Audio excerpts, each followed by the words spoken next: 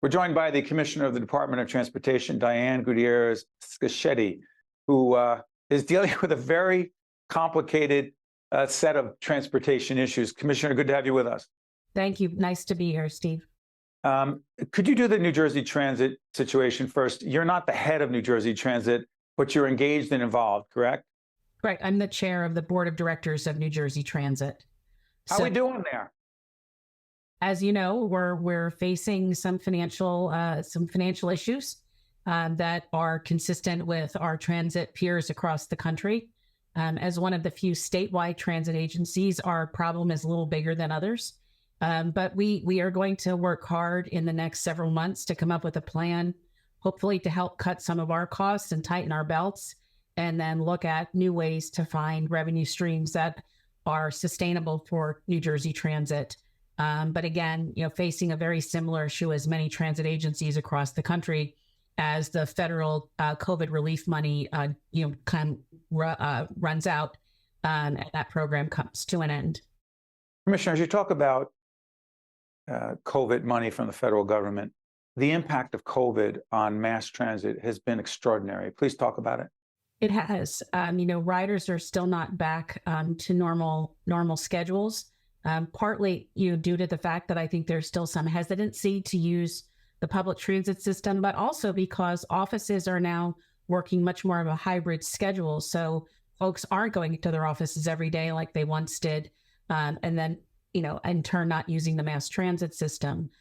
We're not sure how that will play out long term, but part of our activity now will be looking at how we provide a service realignment that better matches up with the demand that has been created post-COVID.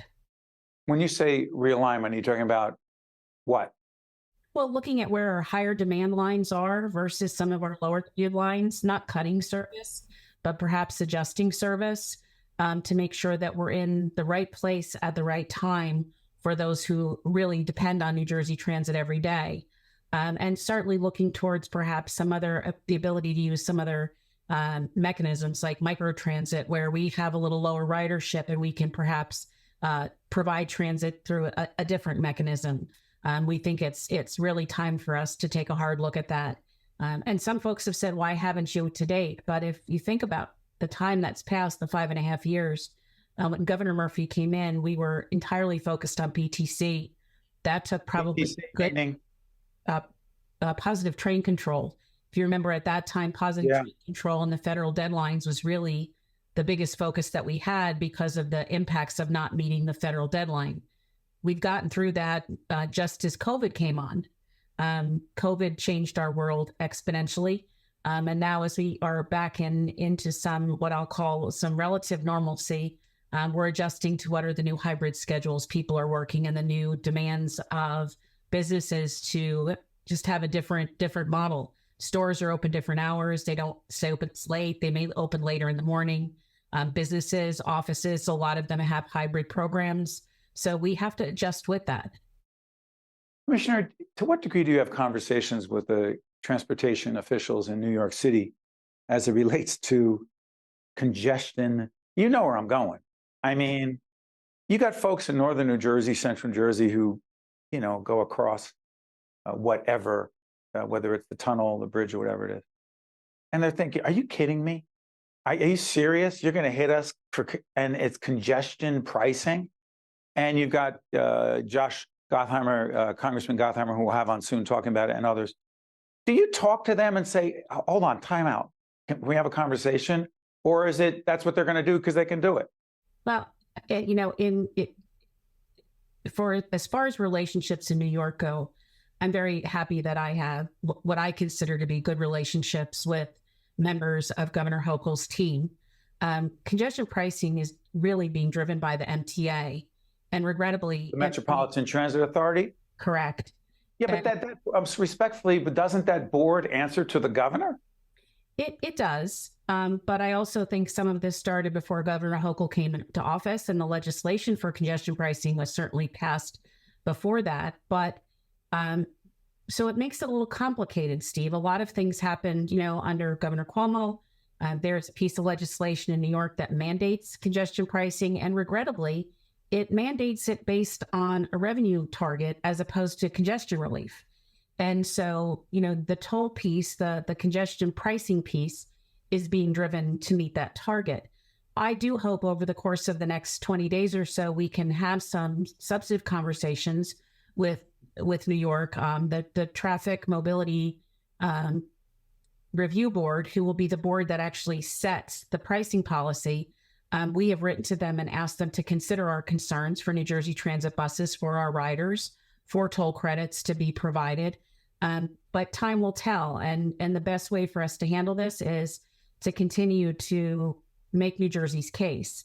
The governor has been very clear that he's not going to sit still for this, for raising money for MTA, New York MTA, on the back of New Jerseyans. And we will do what's necessary to make sure that our voices are heard.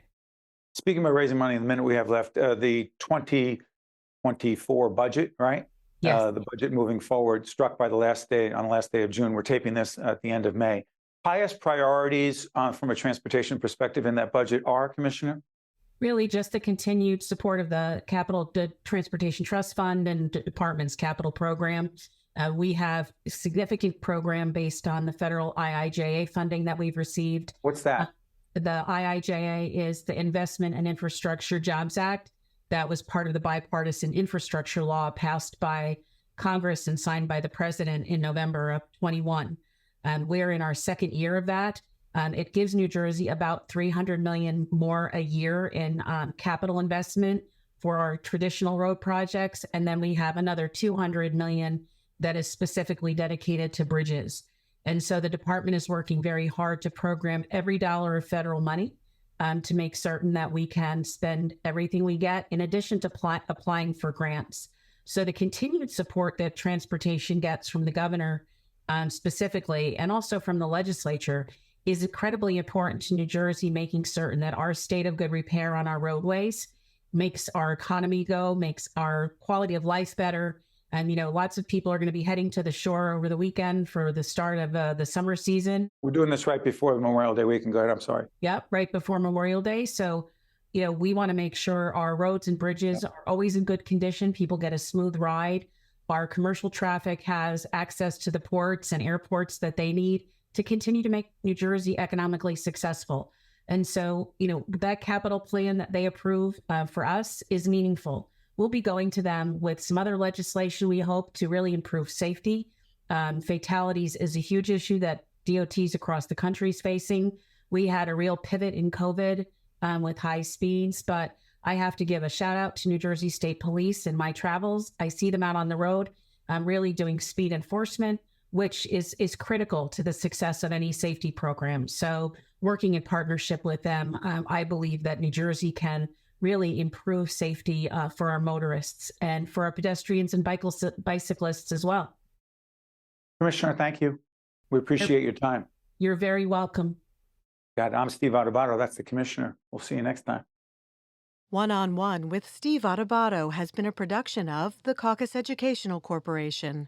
Funding has been provided by the Port Authority of New York and New Jersey, the Healthcare Foundation of New Jersey, Prudential Financial, the Russell Berry Foundation, PSC&G, RWJ Barnabas Health. Let's be healthy together. New Jersey Institute of Technology, PSEG Foundation, and by NJM Insurance Group.